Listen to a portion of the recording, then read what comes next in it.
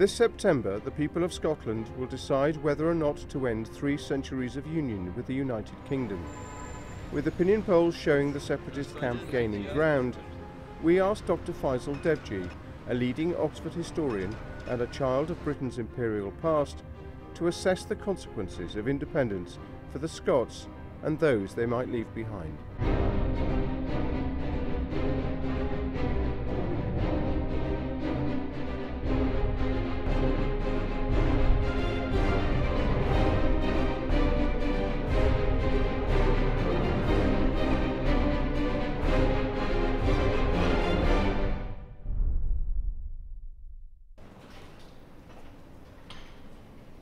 I'm Faisal Devji, and I teach modern Indian history here at Oxford University. I'm especially interested in the decades that led up to the subcontinent's independence from British imperial rule. Am I now about to witness what may be the final unraveling of that very empire? Soon, the people of Scotland will have to decide whether or not their country should be independent of the United Kingdom.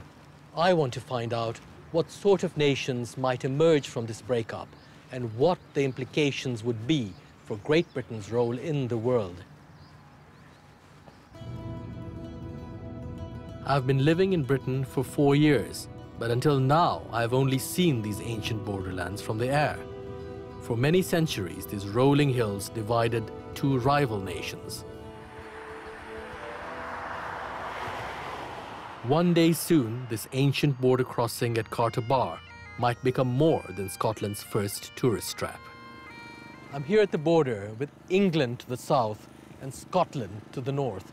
For hundreds of years, armies and raiders fought over these hills until the 17th century, when the 2 countries were united under a single king. At the moment, instead of customs, immigration, or passport control, all we have here is a burger van. Hello. How are you? I have a fried egg roll. There you go, sir. It's time for my first soundbite. Thank you. So can I ask you how you'll be voting in the referendum? Yes, although I live in Scotland, I am actually English, so for me it's a very personal issue, and I will be voting no. So how about the piper? Which way you'll be voting in the referendum? I'll be voting yes for independence.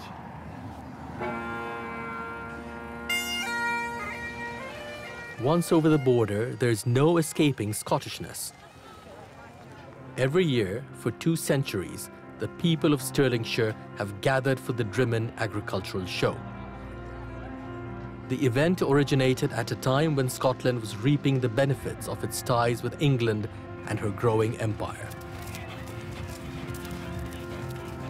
The farmers here are clearly prospering, but in this traditional area of Scotland, there is a strong campaign in favour of separation from the rest of Britain, and especially from the Conservative-dominated Parliament of Westminster in London. Wonderful. I just saw you signing up for the Yes campaign. Yep. Why did you decide to do that? I think Scotland should be an independent country. I think the people of Scotland should decide what happens in Scotland. I don't think Westminster's working for Scotland, and I don't think it's fair. Do you feel yourself Scots, or do you also think that you are British in some way? I'm completely Scottish. I would never refer to myself as British. My father was in the Royal Household Cavalry. I'm very proud to serve in the Royal Household Cavalry. My son was in the Royal Air Force, so I've got a lot of connections that's got to do with the British Armed Forces, and I'm very proud of them. You know, this is actually a fundamental argument about control and who has control of the economy. Could you tell me why you've joined the Yes campaign?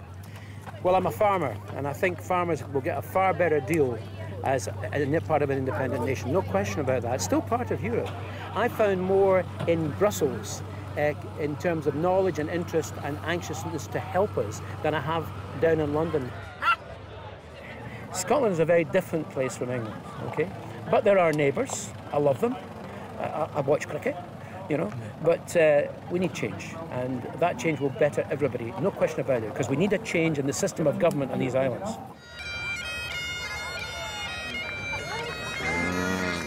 The Scots have successfully promoted their own special identity within the bigger political framework of Great Britain. But now it seems that many Scots see themselves less as citizens of Great Britain than as a nation within the even larger context of the European Union.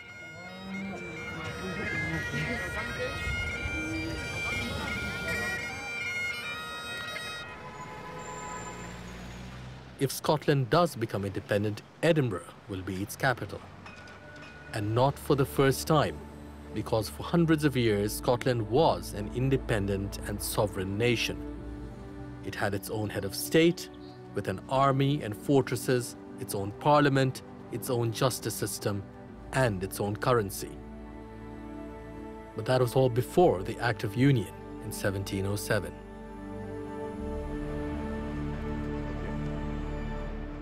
Above the city, on Carlton Hill, I met Professor Tom Devine, one of Scotland's leading historians. The Union of 1707 was not a union based on love. It was based on pragmatism and expediency. Scotland steadily grew richer on the basis of the English domestic market, but most particularly the imperial project. I mean, it's quite an amazing story. All the evidence we have is that almost every level of the imperial development, everything from merchanting to officers of the army, the Scots were represented disproportionately. The old aphorism, which is a hyperbole, but does contain a core of truth, England ruled the greatest territorial empire the world has ever seen, but Scots actually ran it. The Scots actually were born empire builders. That became part of their identity in the 19th century. The more difficult issue, therefore, is to what extent was the fall of empire a major factor in the rise of nationalism? I myself am no stranger to Britain's imperial legacy. I am of Indian origin, was born in Tanzania, grew up in Canada, and now live here in Britain. My history and that of my family is entwined with that of the British Empire. 3, 2, 1. I'm curious to know whether the independence campaigners are prepared to jettison 300 years of shared history. The statue just in front of you of Queen Victoria, Empress of India, has a plaque on it which commemorates the Royal Scots. So this is a sign of the imperial past. Will Scotland be losing that past in some way? Well, it is the past, and independence is really about the future. All the good things that happened will still have happened. So, Queen Victoria, well, ho hum. The referendum is on 18th September 2014, and independence campaigners are doing their best to appeal to a very broad range of interest groups. But so far, much of the public debate has centered on everyday, practical concerns. And some potential voters are not convinced that Scotland has enough industry to sustain a viable economy. Scotland cannot be independent. I say no. Well, you can say no if you want, it's your choice. I'm an independent Scottish person, right? No, we cannot go independent. We cannot have sheep, whiskey, Highland spring water. It's not enough to run a country. Scotland does not exist on its own. One of the most surprising things about this referendum is that many of the country's non-Scottish residents have the right to vote. So I understand you're from Poland. Yep. And you're able to vote in these Yes, I'm able to vote. Initially, I didn't feel entitled to vote because I'm not Scottish, I'm Polish, it's not my country. It's the people who live in Scotland that they should decide whether they should, vote or not. But then when I thought that I'm going to stay here probably for at least 10, 20 years, so it's also my future, so yeah, so I decided to vote. Anna is one among many foreigners participating in Scotland's referendum. Citizens from the European Union and the Commonwealth living here can vote. Scottish people living outside Scotland can't. And why have you decided to vote yes? Because my heart told me to vote yes, I think. People die for the countries to be independent, yes. So Scotland's got a great opportunity actually to do it without, peacefully. So yeah. For me as a historian, this is one of the striking things about this campaign. It clearly isn't about what used to be called blood and soil nationalism. If the key arguments are not about ethnic and cultural ties, What are they about? The Pollock Shields district of Glasgow is the centre of Scotland's South Asian community.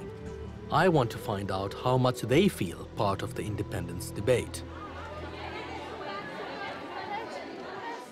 This is Pollock Shields' Samosa Fun Day, a monthly gathering in a local primary school. Hello. Samosa, please.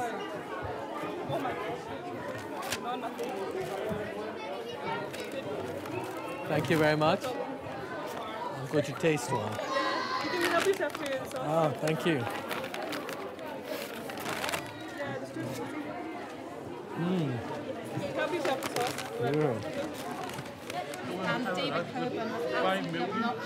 Here, the Yes campaign is spearheaded by a group called SCOTS Asians for Independence. I see Scotland as my home. It's where my children grew up, it's where they got educated, where they've gotten married, and hopefully where I will see my grandchildren. So it's just, I'm very passionate about having a voice for our community.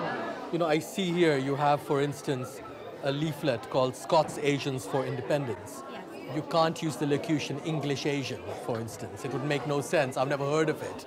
No, it wouldn't. But somehow you are able to say Scots Asian. It just sounds so natural.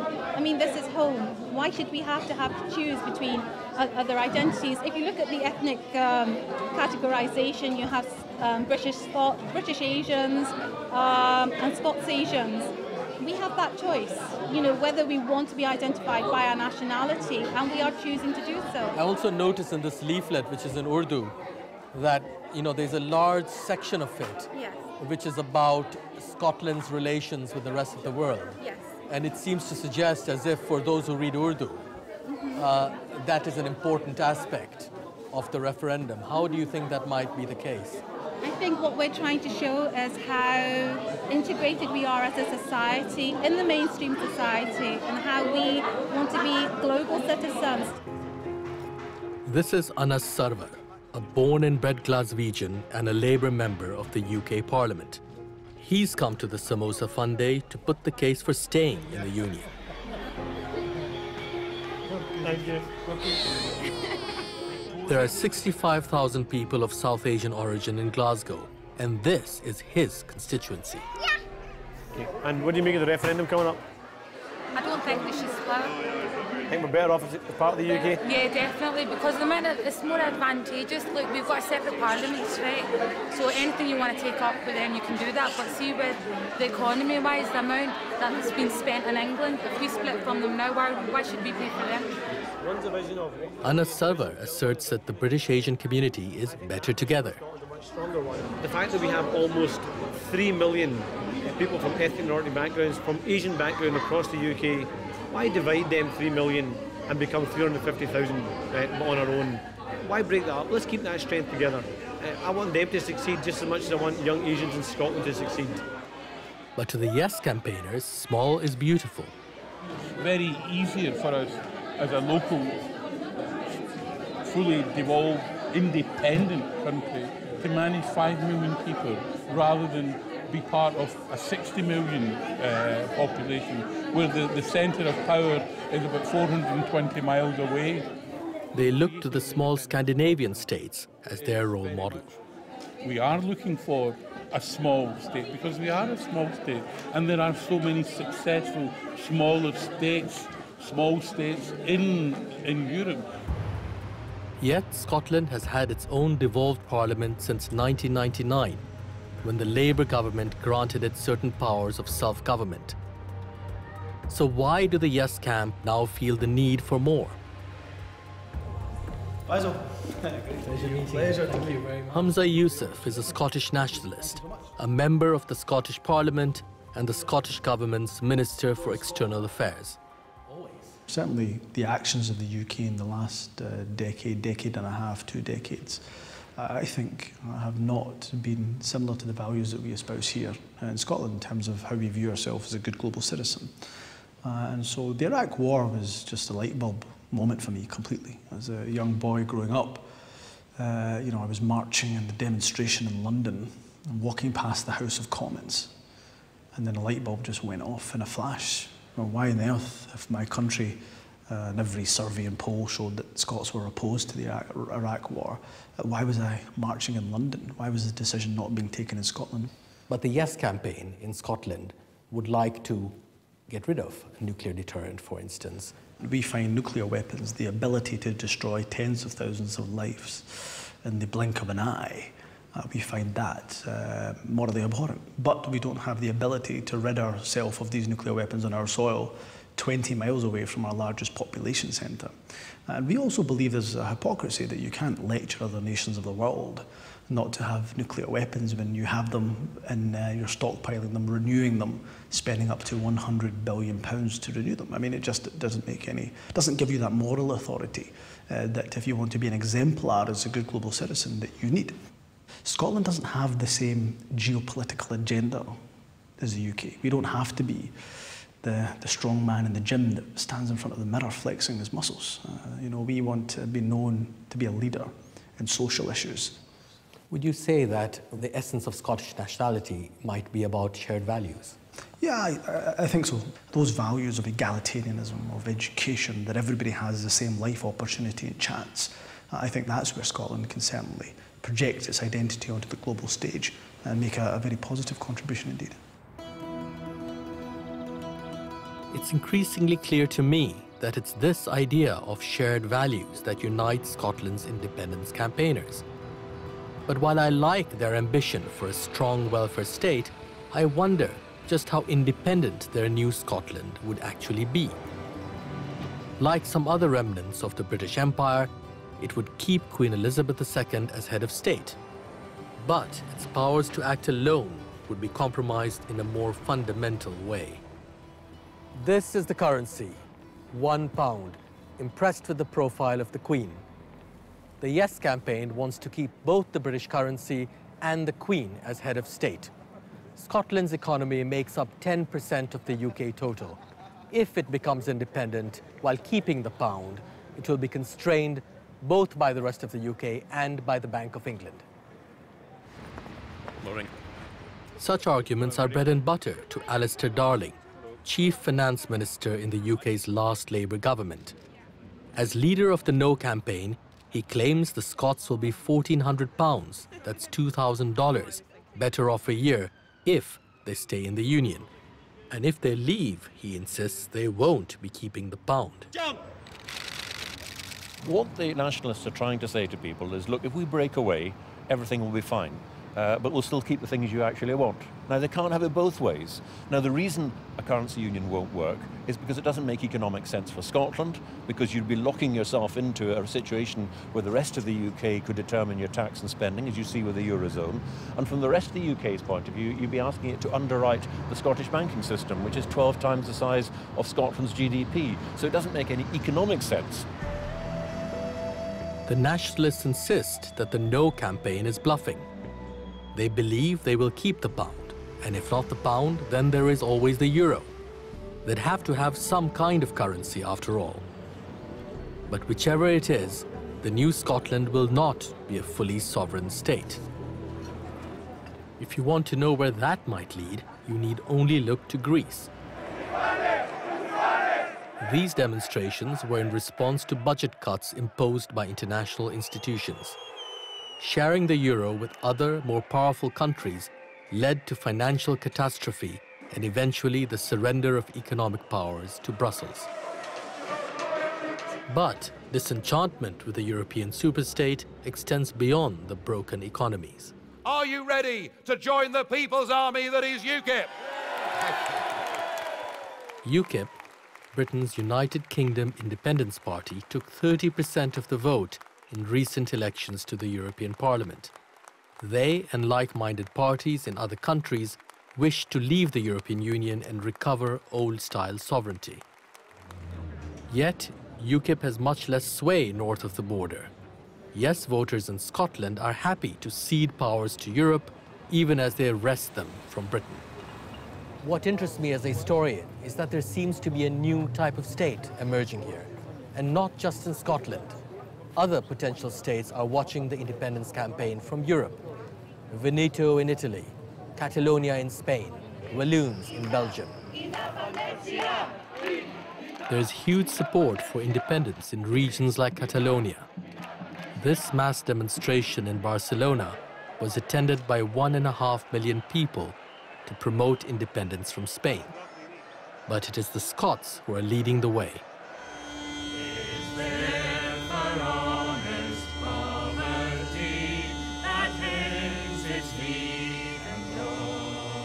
This song by Rabbie Burns, Scotland's most famous poet, expresses the egalitarian sentiments that the Scots see as their birthright.